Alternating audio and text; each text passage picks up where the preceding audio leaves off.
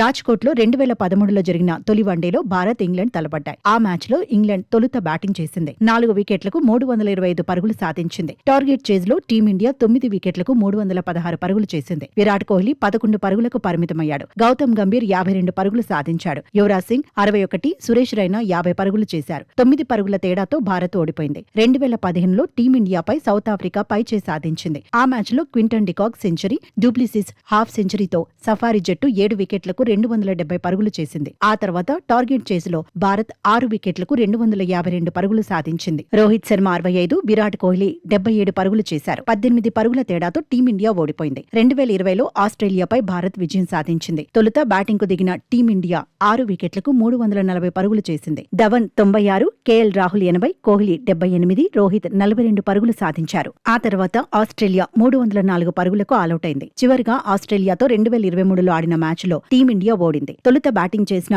Aussies 7 వికెట్లకు 352 పరుగులు చేసింది. రోహిత్ 81, కోహ్లీ 56 పరుగులు సాధించినా టీమిండియాకు ఓటమి తప్పలేదు. 286 రన్స్కో టీమిండియా ఆలౌట్ అయింది.